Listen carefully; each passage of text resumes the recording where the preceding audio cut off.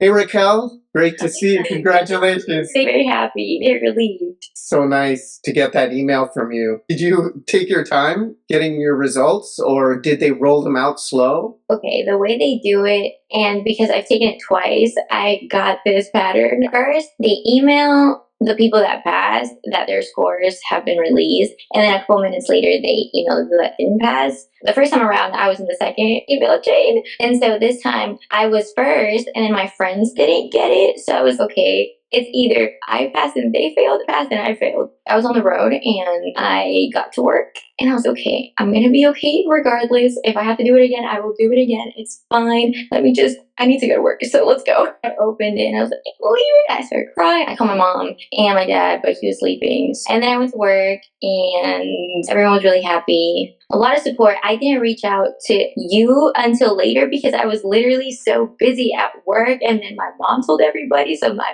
family was messaging me. It was a whole thing. They told me the score breakdown. They told me what I got on the MD, but I don't know what I got on my writing. I think they only tell you that if you fail. Do they tell you an overall? Yes. Okay. Do you want me to say it? What did you get the first round? I got a 259. Okay. Yeah, it's cutting it close, but It doesn't matter, does it? it doesn't. This is the first time we've talked since then, and I wanted to make a point to the viewers that you actually signed up for the non-tutoring package with me, and it worked out fine for you, right? We were lockstep, I think, during your bar prep. I didn't sign up for the tutor. We didn't do video calls, but you were very responsive in all your emails. Any questions I had, you were always there minutes after I sent it. So I felt tutored. It's a weird position for me because I only have 2 tiers and you went for the lower one, and I think it worked out great. I think it worked great because I didn't sign up until later, and I remember you asking me, do you think it would have been beneficial for you to sign up earlier? No, I wasn't ready because I studied what program offered before I signed up for it, and I was okay, I want to do that, but I want to do this before. And because when I failed the first time, I knew why I failed, and when I got the broken down results, I was right. And so I needed practice in multiple choice, and I knew that after taking the test. But to do good in multiple choice, I felt, and I think this is something that people don't do because the barber courses are okay, you follow a program, but no one tells you to listen to your inside voice of, okay, I think you need this. So for me, I didn't do that the first time, and I did that the second time, which is why I planned out studies beforehand, and that's when I implemented. First, I went through the Barbary lectures just to refresh my brain on all the concepts, and then I started with you, and it was just repetition, but that's how I planned it. It wasn't, I was blindly following something. I specifically thought about why I wanted to do this program and how I wanted to implement it into my study routines. When did you start it? Do you remember? So the bar exam was in February. You came into the mix around December, right? Yeah, late December. Late December. So almost January even. But we Yeah. had talked a month prior. Yeah. So to me, I thought you met me and you were like, I'm not going to do it. But then when you went at it, you really went at it. And that's what gave me the question that I asked you. Don't you wish we did this sooner? Because you were going into everything so full force. Because that's another thing. I couldn't start studying right when I got my results. I had to mentally prepare myself for another round of study, and I wasn't ready. Okay, I'm going to start, and I'm going to pass this test. I'm going to do whatever I have to do because I want to do this again. So that's when you really put yourself in the mode of, okay, I'm going to actually do it. Because if you just start because you think you have to, I don't think it's as efficient as it could be. If I had started earlier, I don't know if I would have gone so full force from the start and taken it all the way to the end. Depends on the person, honestly. Yeah, everyone's different. And that's what I try to emphasize. People ask me for schedules. I say it just depends how good you are because every level you go through, if you're really bad at contracts, then the way the app works, we're stuck on that level for as long as you need. So everyone's different, and I can't really dictate a schedule for you in that sense because you're not the same as Yeah, because I did have all of these questions before I decided to do the program. What's the schedule? What are the expectations? How long does it take? But it really depends on how you set it up for yourself. Somebody referred you that was part of it too, and I was telling you I wanted to touch on this. And also, you would lead these. I felt it was you and then a couple others. You would have these group bar exam drill. It was on a Friday night, so I could never really attend. And it was later, even in Georgia. So here, it was dinner time here when you all would meet. There's this thing that happens when you make it and there's some others that don't make it that you study with, and I call it passer's guilt. You make it across, but you're not with those that you were studying with. I think it's tough. You're really thinking about them. Me, as the bar prep guy too, I even have this kind of hesitance to do this podcast, right? Because it feels, I don't know if it's disrespectful, if that's the word, but I'm very conscientious of their feelings. It's not all about the work that you put in. Yes, that is going to determine your chances of passing, but it has so many other components. The day of the exam, I know somebody who forgot their ID on the second day. He took too many Adderall, so he was sweating through shirts the first day. Then his tire popped the second day. All these things. This other girl, somebody broke into her car at the hotel, and they tell you you're supposed to stay at a hotel to minimize the potential of an accident or traffic or whatever, but then this happened. So it's so many things that you don't have control over. So I don't think it's their capability of passing or of putting in the work. I think it's external factors and also mental, because a lot of times we get into this cycle of, okay, if I didn't pass the first time, I'm just going to do it again. You have to convince yourself that does not matter and that you're going to try your hardest. And if you don't pass, you're going to try again. Because if you do, then it's impossible to keep going. So with the people that I studied with that did not make it, I felt they were way more capable than me. I think it's a mental thing. Could you tell us about law school with a very famous bar prep lecturer? Oh, yeah. I don't know if you want to mention anything, maybe law school, and if you were into any extracurricular clubs or Organizations, yeah. So I went to Emory Law. It's in Atlanta, Georgia. We have a famous lecturer there. His name is Rich Freer. He's a great professor. He's super involved with the students, really cares about us and our success. He's super available. He actually goes to the bar every time we take it for moral support. And because he's on Barbary, and that's the prep course that I took, and he teaches Civ Pro. I really liked his lecture. I didn't have him at Emory, but I talked to him and stuff, and then I watched his lectures. He's very good. I was very involved in going to events and stuff. I think that's very important because if you don't go to organization events, you don't get exposed to the job market and people that actually practice. And I think that's part of the benefit of being at school is you get to meet people just because you're a student. So you might as well just take advantage of that and ask as many questions as you need because, again, you're a student. So it doesn't look bad for you to ask these questions. You don't know this. So yeah, I was a 1L rep for 3 clubs at least. And then the next year, 2L, I ran for 2 positions. I was vice president of Emory Corporate and Business Law Society and then Real Estate Law Society. I love talking to people and I love making events and just making people connect. That was really enjoyable. And I got to meet a lot of attorneys and ask them questions as moderator and stuff that. I also did a lot of connecting the business school with the law school because I think that the law school could benefit a lot from business perspectives, mostly because those are the people that we work for and with once we get out of law school. So that was a big thing I did during 2L. Is that what area you're in? A business kind of? So right now, no. Actually, I got a job as a bankruptcy attorney. I'm very new, so I'm learning. But it's useful things that I think will help me if I ever move to the business direction, which is something that I've always been interested in, so I don't discount it. But back to the question. So I also did a volunteer clinic. It was for immigrant. It's called AILA.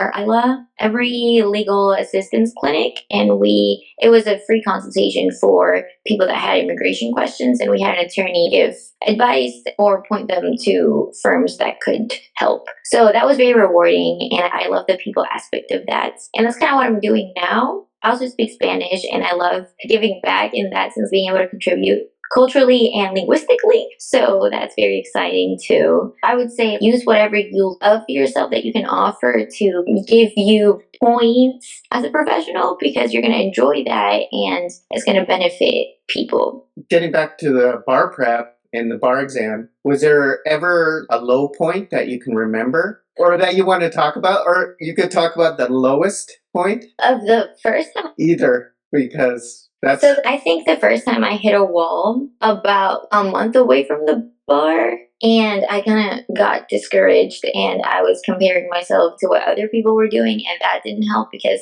again, they're not me, so they're doing things that helps them, but not necessarily that would help me. So there's so many things to choose from of what you could be doing that you don't know where to go with it or what to pick to do. So then you just don't do anything. And it's a mental block. And so I tried to prevent that the second time.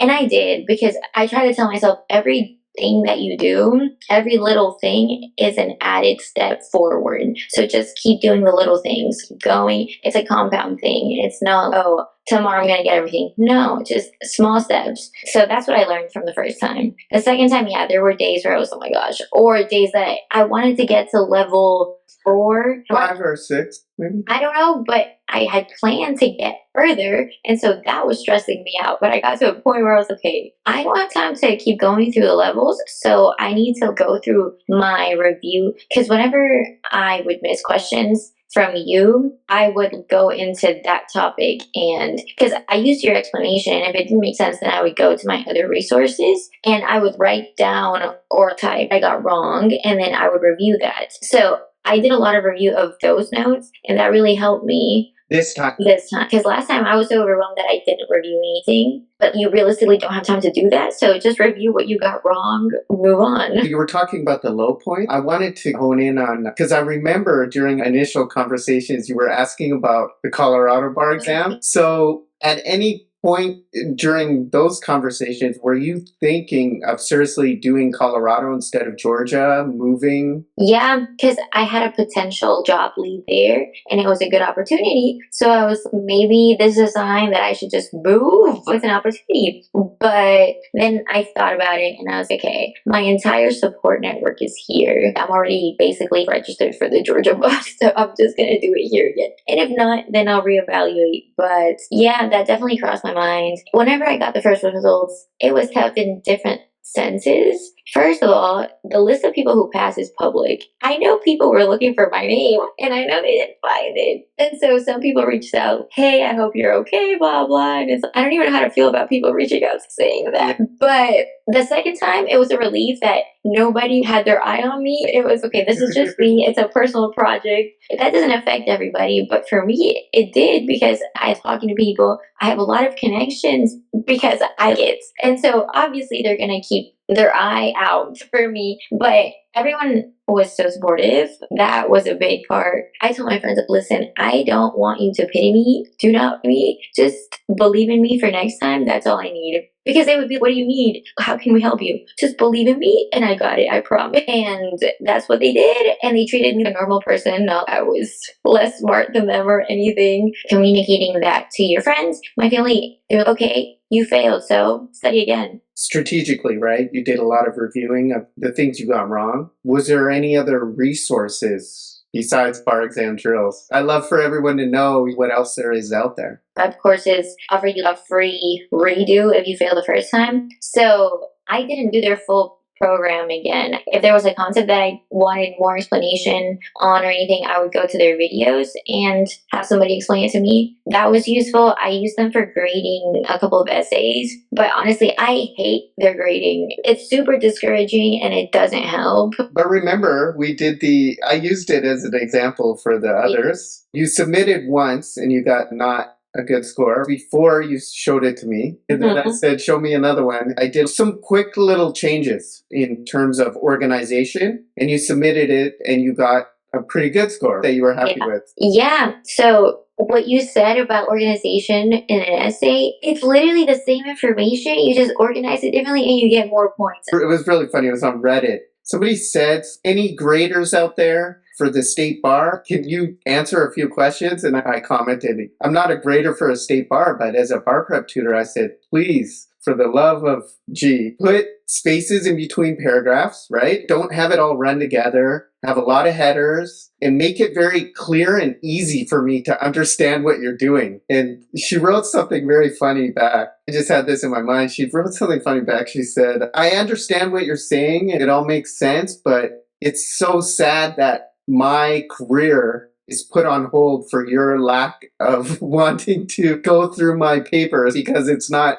formatted easily for you. I could also argue on the other hand, if you don't want to do them the favor of organizing it, then I don't know. It doesn't take that much more effort to organize it a little better to get them to hand over the points. It's not you do them a favor because they have the upper hand. They're grading your papers, so just do it so that you can get points. But it took me a little bit to get the header thing, and you would give me feedback on essay. Raquel, please do this. Look at these, and you circled them. Probably saying for the love of in my head. But yeah, so I did that. I think you also have to be lucky with the questions that you get. But again, I practiced some questions where I didn't know this question, but I practiced not knowing a question and still doing it because that might happen. And with the information that you have, it's enough to pass. So just make it work for you. But yeah, back to the resources. I also use those flashcards. What are they called? Critical paths, because they're very pointed subjects. So if I don't get, I go to the index card and I look for that,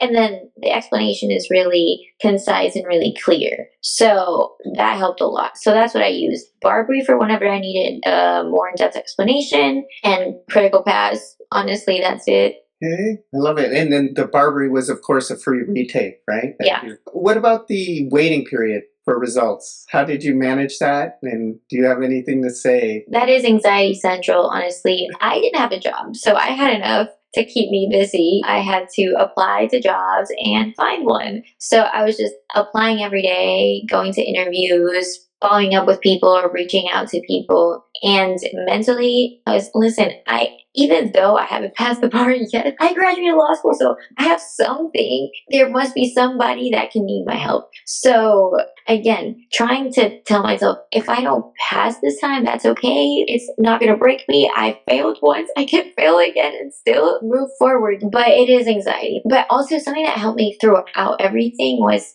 being disciplined, not just in bar prep, but in other things as well. So if you have a bedtime routine, wake up every day at the same time, go to the gym, eat healthy. And I think that whole thing helps bar prep too. It's not just, I'm going to be disciplined just with bar prep. No, I think what helped me was being disciplined in everything. And that helps the mental, which is such a big part. I think it's the biggest part, honestly. Rest is just a test, and we've all taken tests before. Yeah, and you said when you opened results this time that you were so busy and then you just went to work. How about negativity from people, especially those that you love? So the same way I was feeling anxiety about results or studying, they were feeling anxiety about how they wanted me to study and be okay, and they were just nervous. I just compartmentalize things. Okay, I need this space. I need to go to bed at this time. Please don't make noise. I need the car to go to this coffee shop. Please don't bother me. And honestly, I was very lucky. My family understood all of that. And my friends, that's another thing. If your friends don't understand that you can't see them, or that you can see them maybe once a week, you have one slot a week to see all of your friends, or just pick who you have to see, they have to understand that. And if they don't, then your whole career is going to be this. So I don't know how good of a friend they're going to be for you, because I blocked it out beforehand. What advice would you have to offer to those gearing up for July? I think taking advice from people that have done it before is important, but always take it with a grain of salt and listen to your needs and what you know works for you. So for me, it's reviewing things. And yes, you need an overall understanding of topics. The questions that they ask are very specific. If there's something specific that you don't understand, look into it, because that could very well be a question. And a lot of times you find that when you look into it, you understand other things that are tangential to it. So it helps overall. It's not a waste of time or a rabbit hole. Not everything is a rabbit hole,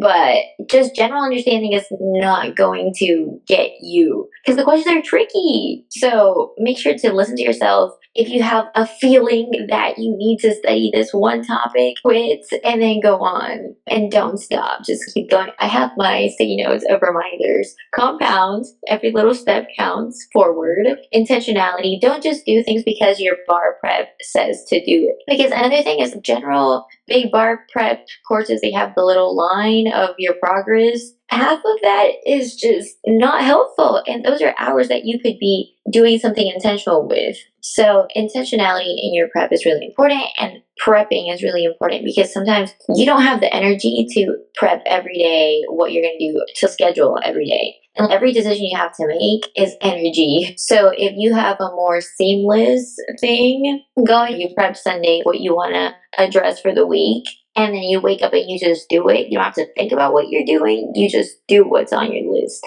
And of course, you're going to modify things as you see, oh, I need more help here. Oh, I actually get this, whatever. But intentionality. And yeah, just keep going. The compounding works the other way. Does that make sense too? Little things add up and then it'll push you the other way. Yeah. And I think something else that's really important is make the information that you know work for you. Because there's so many things you could have said. There's so many things that you don't know, but there's also things that you do know. So use what you know to make it seem you know what you're saying. For the multiple choice, okay, you know this, so therefore X the two that are wrong. And then give it your best shot and move on. And it's the confidence thing. Because each question you feel you failed, but you can't think that way when you're in the exam. You have to be like, okay, good. Yes. It's a mental thing. Did you by chance see any of the bar exam drills crew at the testing center? I think I saw, we didn't talk because we just head nodded maybe? I don't think he saw me, and I was with someone because they make us do laps whenever we're waiting to start the test. Make you do laps? So you go into the testing center and there's a bunch of tables set up and you go to your assigned seat. They give you instructions, but